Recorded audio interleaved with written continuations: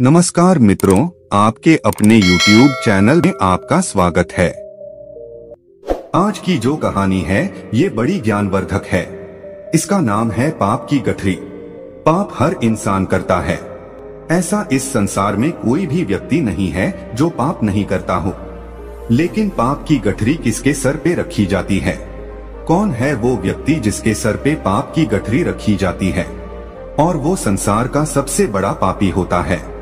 आज की कहानी में आप इसको जानेंगे। आज की जो कहानी है बड़ी पावन और पवित्र कहानी है। ऐसा कहा जाता है कि इस कहानी को जो इंसान ध्यान लगाकर और मन से सुनता है उसके जीवन से समस्त प्रकार के पाप दोष नष्ट हो जाते हैं। उसके जीवन में चाहे उस व्यक्ति ने कितने भी पाप किए हों, कितने भी बुरे कर्म किए हों, उन सभी से उसको मुक्ति मिल जाती है और वो निर्दोष निरपापी हो जाता है। कहा जाता है कि जिस तरीके से गंगा में नहाने से पाप दोष नष्ट होते हैं, उसी तरीके से इस कहानी को ध्यान मग्न होकर सुनने से, चित्त मगन होकर सुनने से सभी पापों से मुक्ति मिल जाती है। जाने अनजाने में पाप हर व्यक्ति करता है। इस संसार में ऐसा कोई व्यक्ति नहीं है जो पाप नहीं करता हो। हम ना चाहते हुए भी हमसे पाप हो जाता है और हमें पता ही नहीं चलता कि हम किस पाप के भागीदारी बन जाते हैं। कहानी शुरू करने से पहले जो लोग हमसे नए जुड़े हैं वो हमारे चैनल को सब्सक्राइब करें। एक समय की बात है कि कदली वन में एक मोर और मोरनी रहते थे। उनका जीवन बड़ा सुखमयी था। दोनों पति पत्नी अपना जीवन सुखी गुजार रहे थे।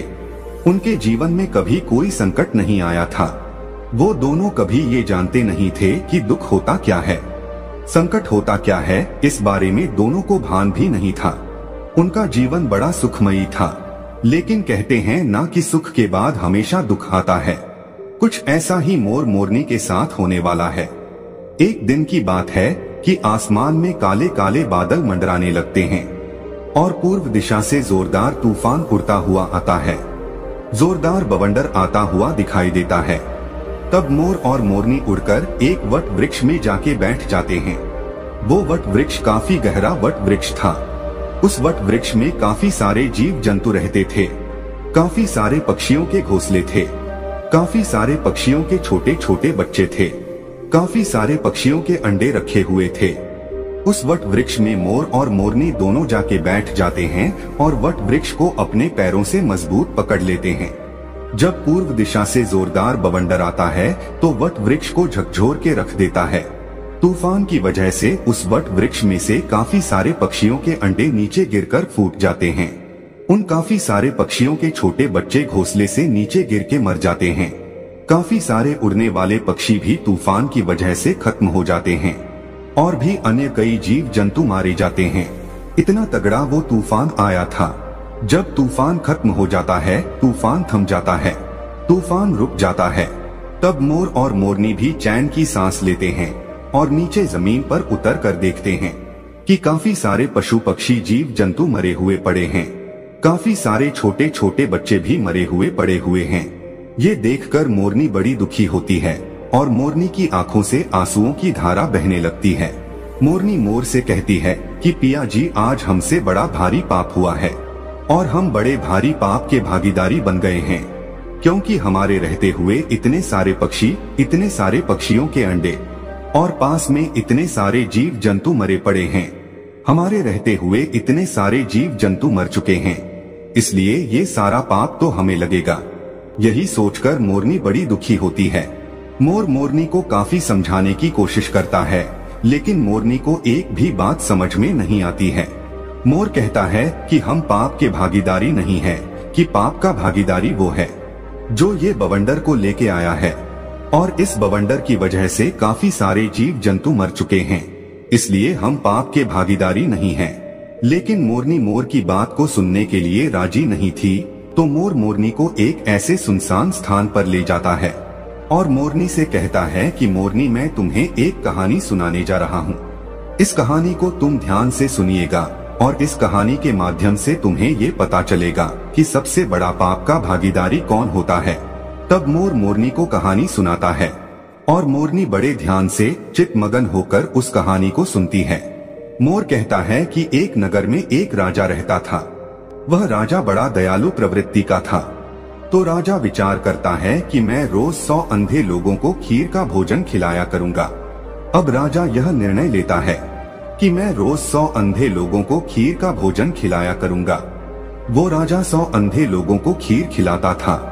अब उसको काफी दिन निकल जाते हैं। काफी समय से वो अंधे लोगों को खीर खिलाता रहता है।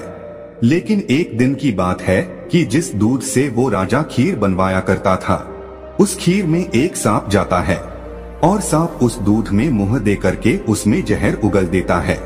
इस घटना का किसी को पता नहीं था कि दूध में सांप ने जहर मिला दिया है। फिर उस दूध की खीर बनाई जाती है और खीर बनाने के बाद उन 100 अंधे लोगों को खिला दी जाती है। जैसे ही वो 100 लोग खीर खाते हैं तो उनकी मृत्यु हो जाती है, वो लोग खत्म हो जाते हैं। जब राजा को ये पता चलता है कि जिन अंधे लोगों को राजा खीर खिलाया करता था, उन लोगों की खीर खाने से मृत्यु हो गई है, तो राजा बड़ा दुखी होता है। वो राजा ये आदेश देता है कि सबकी जांच की जाए, इन खीर खाने वाले अंधे लोगों की मृत्यु कैसे हुई है। अब राजा के सैनिक ये जांच करते हैं तो जांच में ये पाते हैं कि सांप का विष मिल जाने से इन लोगों की मृत्यु हुई है। अब राजा ये आदेश देता है कि सांप का जहर मिलाने वाला कौन है। फिर से राजा के सैनिक जांच पड़ताल करते हैं और जांच पड़ताल में यह पाते हैं कि किसी ने भी जहर नहीं मिलाया है। उस जांच पड़ताल में ये पाते हैं कि किसी भी मनुष्य ने, किसी भी व्यक्ति ने खीर में जहर नहीं मिलाया है। उनको ये पता चलता है कि कोई काला सर्प यहाँ पर आया था और उसने इस दूध के अंदर जहर मिला दिया है। उसके बाद राजा बड़ा दुखी होता है और राजा सोचने लगता है कि इन 100 लोगों की हत्या का पाप मुझे लगेगा। मैं ही सबसे पाप का भागीदारी हूँ, क्योंकि मैं ही इन अंधे 100 लोगों को खीर का भोजन खिलाया करता था। लेकिन अब इन लोगों की खीर खाने से मृत्यु हो गई है, इसलिए मैं बड़े पाप का भागीदारी हूँ। ये सोचकर राजा अपने राजपाट को त्याग देता है और सोचने लगता है कि क्यों न मैं किसी जंगल में जाके और भगवान की भक्ति करूं, अपने इन पाप का प्रायश्चित करूं। यही सोचकर राजा राजपाट को छोड़कर और भगवान की भक्ति करने के लिए अपने राज्य से रवाना हो जाता है। राजा दिन भर चलता है, काफी दूर निकल जाता है, काफी दूर पहुंच जाता है। अब राजा को संध्या काल का समय हो जाता है। तब राजा एक नगर में जाता है और नगर के चौपाल पर काफी सारे लोग बैठे हुए थे। उन लोगों से जाके वो राजा पूछता है कि भाई, इस नगर में कोई ऐसा व्यक्ति है जो भगवान की भक्ति करता हो, ईश्वर पे विश्वास रखता हो? यदि ऐसा कोई इस नगर में व्यक्ति है तो आप मुझे बताइए, क्योंकि मैं ऐसे लोगों के घर ही जाके रुकूंगा जो भगवान में विश्वास रखते हो और भगवान के भक्त हो। तब चौपाल में बैठे हुए लोग कहते हैं कि मुसाफिर, हमारे इस नगर में सिर्फ एक ही घर ऐसा है जहां एक बहन और एक भाई रहता है। दोनों बहन भाई रहते हैं। वो लोग भगवान के बड़े भक्त हैं और भगवान पे बड़ा विश्वास रखते हैं। हमारे पूरे नगर में वही एक घर है। चौपाल में बैठने वाले लोग उस राजा को उन बहन भाइयों के मकान का पता बता देते हैं और वो राजा उनके घर भी चला जाता है और उन बहन भाई के घर पे जाके वो राजा रात्रि ठहरने का निवेदन करता है। दोनों बहन भाई राजा से कहते हैं कि मुसाफिर, हम भी भगवान के भक्त हैं, आप भी भगवान के भक्त हो, बिल्कुल आप हमारे घर रुक सकते हैं। वो राजा दोनों बहन भाई के घर वहाँ पे रुक जाता है।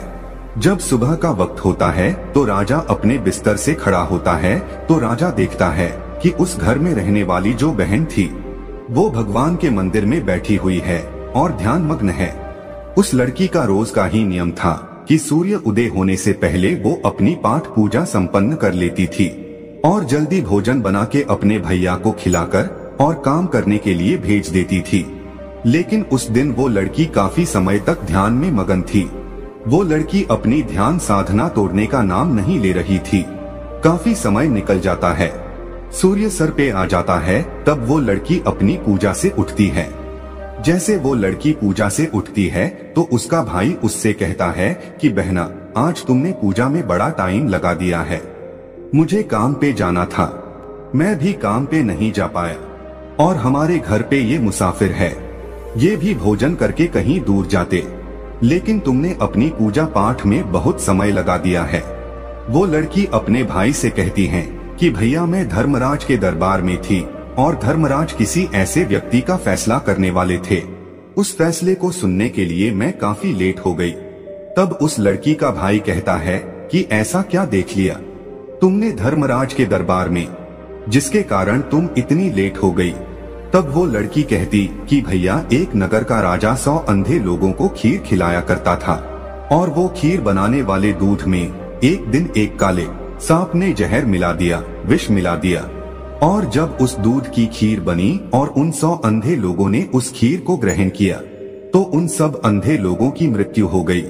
अब धर्मराज ये फैसला करने वाले थे कि पाप का भागीदारी कौन है, वो राजा है या वो नाग जिसने दूध में विष मिला दिया था, या फिर वो लोग हैं जो रसोई में काम कर रहे थे, जिन्होंने दूध को उघाड़ा छोड़ दिया था, दूध पे ढक्कन नहीं रखा था। अब इन 3 लोग का धर्मराज फैसला करने वाले थे कि पाप का भागीदारी कौन है। तीनों ही बराबर के दोषी हैं, तो पाप का भागीदारी आखिर कौन है, राजा है या सांप है या रसोइया। इसी फैसले को सुनने के कारण मैं लेट हो गई थी। उस लड़की की इस बात को वो राजा भी सुन रहा था। जब राजा ने इस बात को सुना तो राजा अपनी बात को सुनकर और बड़ा चकित होता है। राजा सोचने लगता है कि ये सारी घटना मेरी है। तब राजा इस बात को और जानने का इच्छुक होता है, और वो राजा उस लड़की के पास जाता है और उस लड़की से कहता है कि बेटा, क्या फैसला हुआ, आखिर कौन है पाप का भागीदारी। राजा इस बात को उस लड़की से पूछता है तो लड़की कहती है कि आज कोई फैसला नहीं हो पाया है, फैसला कल होगा, कल इसका फैसला होगा कि पाप का भागीदारी कौन है। अब राजा उन दोनों बहन भाइयों से कहता है, क्या मैं एक दिन और आपके घर रुक सकता हूँ। इस बात को सुनकर दोनों बहन भाई हंसी खुशी उसको रुकने के लिए कहते हैं कि मुसाफिर, आप हमारे मेहमान हैं, आप जितने दिन चाहे उतने दिन हमारे घर में रुक सकते हैं। वो राजा इसलिए रुकता है कि दूसरे दिन वो जानना चाहता था कि फैसला क्या आता है, कौन है पाप का भागीदारी, राजा है या सांप है या रसोइया है। इसी बात को जानने के इच्छुक राजा दोनों बहन भाइयों के घर भी रुक जाता है। उधर चौपाल पे रहने वाले जो लोग थे, चौपाल पे बैठने वाले जो लोग थे, वो लोग बातें करते हैं और वो लोग कहते हैं कि कल जो मुसाफिर इन दोनों बहन भाई के घर पे आया था, ये मुसाफिर कुछ ठीक नहीं लगता है, सुंदर लड़की को देखकर, और ये मुसाफिर यहाँ पे ठहर गया है।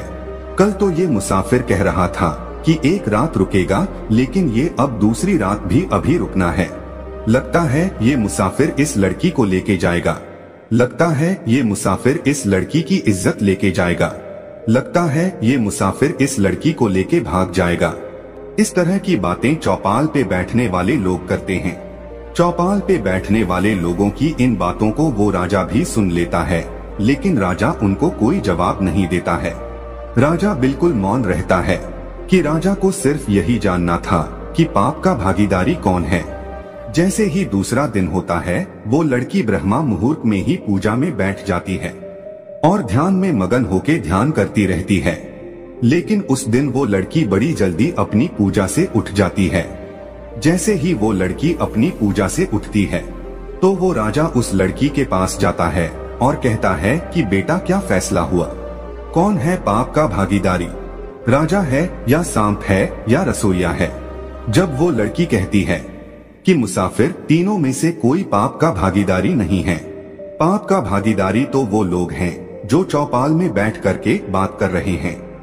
वो लड़की कहती है कि मुसाफिर, धर्मराज के दरबार में आज ये फैसला हुआ है कि सबसे पहले जो पाप के भागीदारी था वो सांप था, लेकिन सांप अपनी भूख शांत करने के लिए उसने दूध में मुख दिया था और दूध पीने के बाद वो वहाँ से चला गया। अब इसमें सांप का कोई दोष नहीं था, क्योंकि भूखे को भोजन बहुत जरूरी होता है, इसलिए सांप का कोई दोष नहीं था, तो सांप का पाप माफ कर दिया जाता है।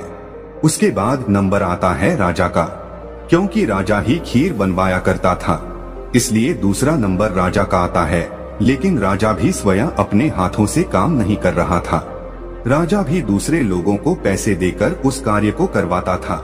परमार्थ का काम राजा कर रहा था, इसलिए राजा को भी निर्दोष घोषित किया गया है। राजा भी पाप का भागीदारी नहीं है। तीसरा नंबर आता है रसोइयों का। रसोइयों को भी पाप का भागीदारी नहीं बनाया गया है। फिर से राजा पूछता है, तो फिर पाप का भागीदारी बना कौन? लड़की कहती है कि सबसे बड़ी पाप के भागीदारी वो लोग हैं जो चौपाल पर बैठकर और उस राजा की निंदा कर रहे हैं, उस राजा को खरी खोटी सुना रहे हैं, भला बुरा कह रहे हैं, अपने घर का अनाज खाकर दूसरे की निंदा कर रहे हैं। वो लोग सबसे बड़े पाप के भागीदारी हैं। जो चौपाल में बैठकर वो लोग उस मुसाफिर के बारे में कह रहे थे कि मुसाफिर सुंदर लड़की को देखकर और इस घर में रुक गया है और इस लड़की को लेके भागेगा, इस लड़की की इज्जत लेके जाएगा, उन लोगों को सबसे बड़ा पाप का भागीदारी बताया गया है। मोर मोरनी से इस बात को कह रहा है और मोरनी बड़े ध्यान से सुन रही है। मोर मोरनी से कहता है कि मोरनी, सबसे बड़े पाप के भागीदारी वो लोग होते हैं जो एक दूसरे की निंदा करते हैं, वही होते हैं सबसे बड़े पाप के भागीदारी। उन लोगों के सर पे पाप की गठरी को रखी जाती है। जो लोग एक दूसरे की निंदा करते हैं, उन लोगों के सर पे पाप का बोझा धरा जाता है। जो लोग एक दूसरे की तेरी मेरी करते हैं, मोरनी के मोर की ये बात समझ में आ जाती है और मोरनी अपने दिल को संतुष्ट करती है। मोरनी सोचने लगती है कि अब हम पाप के भागीदारी नहीं हैं। पाप के भागीदार तो वो हैं जो निंदा करते हैं। अब मोरनी अपने दिल को संतुष्ट कर लेती है। मोर मोरनी से कहता है कि प्रिय, कि संसार में जो इंसान सुखी रहना चाहता है वो कभी भी किसी की निंदा ना करे। जो लोग निंदा करते हैं वो पाप के भागीदारी हो जाते हैं। उन लोगों के पाप के भागीदारी वो लोग बन जाते हैं जो निंदा करते हैं। उन लोगों का सारा पाप उनके सर मढ़ दिया जाता है जो लोग निंदा करते हैं। जो लोग दूसरे की खुशी को देखकर दुखी हो जाते हैं और फिर उनकी निंदा करने लगते हैं, उन्हें हमेशा नीचा दिखाने की कोशिश करते हैं, वही लोग सबसे बड़े पाप के भागीदारी होते हैं। दोस्तों, ये कहानी यहाँ पर खत्म होती है। हम आशा करते हैं कि आप लोग कभी भी किसी की निंदा नहीं करेंगे और पाप के भागीदारी बनने से सदा बचे रहेंगे। तो दोस्तों, यह कहानी आपको कैसी लगी हमें कमेंट सेक्शन में जरूर बताना और अच्छी लगी हो तो इस चैनल को सब्सक्राइब जरूर कर लेना।